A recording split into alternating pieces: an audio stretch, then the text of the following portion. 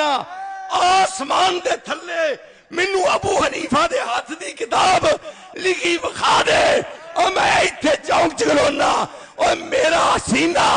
گولی واسطے حاضر ہے اور آسمان تھلے آ جائے زمین تاں تر جائے اور 14 طبق بدل سکتے نے اور امام ابو حنیفہ دے ہاتھ دی کتاب نہیں اور بیوقوفا دیوانیا اور جدو تیرے امام دی کتاب کوئی نہیں اور حنفی کا دے واسطے کہلانا ہے اور چپڑی چ نک ڈوب کے مر جلان دیا۔ بسم اللہ الرحمن الرحیم۔ معزز ناظرین، آپ نے یہ ویڈیو ملاحظہ فرمائی، غیر مقلدین حضرات امام الائمہ سراج الامہ امام اعظم ابو حنیفہ رحمۃ اللہ تعالی علیہ ان کے بغض کے اندر اور ان کے حسد کے اندر اس قدر آگے بڑھ چکے ہیں، انہیں خود بھی علم نہیں ہے کہ وہ اپنے منہ سے کیا بات بیان کر رہے ہیں۔ ہمارے ہاں عام طور پہ یہی تصور دیا جاتا ہے اور یہ غیر مقلدین حضرات کی جانب سے یہ تصور پیش کیا جاتا ہے کہ امام اعظم ابو حنیفہ رحمۃ اللہ تعالی علیہ آپ کی کوئی کتاب اس روئے زمین پر موجود نہیں ہے۔ سب سے پہلی اور بنیادی بات یہ ہے کہ یہ کہاں لکھا ہوا ہے کہ اگر آپ کسی امام کو فالو کرتے ہیں، کسی کی تقلید کرتے ہیں اور کسی کی پیروی کرتے ہیں تو اس کے لیے ضروری ہے کہ اس امام کی کتاب بھی موجود ہو۔ تو کیا خیال ہے حضرات صحابہ کرام علیہم رضوان جنہوں نے کوئی کتاب نہیں لکھی ہے، حضرت ابو بکر صدیق رضی اللہ تعالیٰ عنہ ان کی شخصیت کے حوالے سے آپ کیا کہیں گے؟ حضرت عمر فاروق رضی اللہ تعالیٰ عنہ کی شخصیت کے حوالے سے کیا کہیں گے؟ کوئی کتاب نہیں لکھی۔ حضرت عثمان غنی رضی اللہ تعالیٰ عنہ ان کی ذات کے حوالے سے آپ کیا فرمائیں گے؟ بے شمار صحابہ ہیں، کوئی کتاب نہیں لکھی لیکن آج تک لوگ ان کو تسلیم کرتے ہیں اور ان کی فقہی آراء کو تسلیم کیا جاتا ہے، ان کی روایات کو قبول کیا جاتا ہے، اس لیے کہ صحابہ کرام علیہم رضوان نے ڈائریکٹ نبی علیہ السلام سے دین سیکھا ہے۔ ہمارے ہاں عام طور پہ یہی سمجھا جاتا ہے کہ تالیف وہ ہوتی ہے جس کو مؤلف خود لکھے،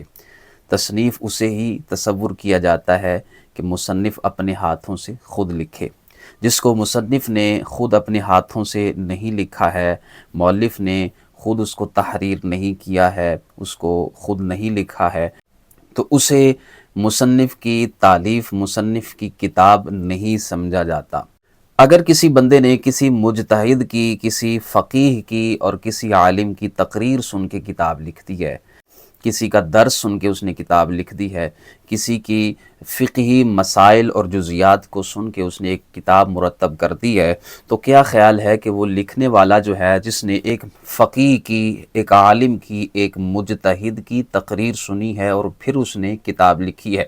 تو کیا خیال ہے وہ کتاب لکھنے والے کی ہے یا اس فقیہ کی ہے، اس مجتہد کی ہے، اس عالم کی ہے جس نے تقریر کی ہے، جس نے درس دیا ہے، جس نے وہ فقہی مسائل بیان کیے ہیں؟ تو یقیناً وہ کتاب اس مجتہد کی ہے، اس عالم کی ہے، اس فقیہ کی ہے جس نے وہ مسائل بیان کیے ہیں، جس نے وہ درس دیا ہے، جس نے وہ تقریر کی ہے۔ یاد رکھیں امام اعظم ابو حنیفہ آپ اس زمانے کے اندر موجود تھے جس زمانے کے اندر جس طرح آج ہمارے ہاں کتابیں لکھی جاتی ہیں اس انداز میں کتابیں نہیں لکھی جاتی تھیں۔ امام اعظم ابو حنیفہ رحمہ اللہ کے دور اقدس کے اندر املاء کروائی جاتی تھی اور یہ محدثین کا طریقہ رہا ہے، یعنی محدثین اپنی بات کو بیان کیا کرتے تھے اور تلامذہ اس بات کو لکھا کرتے تھے اور پھر یہ کتاب کی ترتیب دیا کرتے تھے۔ تو امام اعظم ابو حنیفہ رحمہ اللہ آپ نے جتنی بھی فقہی جزیات بیان فرمائی ہیں، آپ کے تلامذہ نے آپ کی خدمت میں بیٹھ کے، آپ کی مجلس میں بیٹھ کے وہ املاء کی ہیں اور ان کو چیک کروایا ہے اور پھر کتابیں مرتب فرمائی ہیں۔ آپ کے تلامذہ کی جتنی بھی کتابیں ہیں در حقیقت وہ امام اعظم ابو حنیفہ آپ کے بیان کردہ فقہی جزیات پر مشتمل ہے، تو لہٰذا وہ کتابیں جو آپ کے تلامذہ کی ہیں وہ بھی امام اعظم ابو حنیفہ رحمہ اللہ آپ کی ہی کتابیں شمار ہوں گی۔ اور یاد رکھیں اگر اس طریقے کو تسلیم نہ کیا جائے، طریقے کو مانا نہ جائے، تو پھر مجھے یہ بتائیں امام مالک رحمہ اللہ آپ نے جو کتاب لکھی ہے جسے موطا امام مالک کا نام دیا گیا ہے، تو آپ اس کتاب کے حوالے سے کیا کہیں گے؟ یہ بھی املا کر کے ہی مرتب کی گئی ہے۔ اسی طرح صحیفہ حمام بن منبہ، اس کتاب کے حوالے سے آپ کیا کہیں گے؟ مصنف عبد الرزاق کے حوالے سے آپ کیا کہیں گے؟ یہ بھی املا کروائی گئی ہے، مصنف نے اپنے ہاتھوں سے خود نہیں لکھی ہے۔ اس کے ساتھ ساتھ مسند شافعی، اس کے حوالے سے آپ کیا کہیں گے؟ امام شافعی رحمۃ اللہ تعالی علیہ آپ نے بھی املا کروائی ہے۔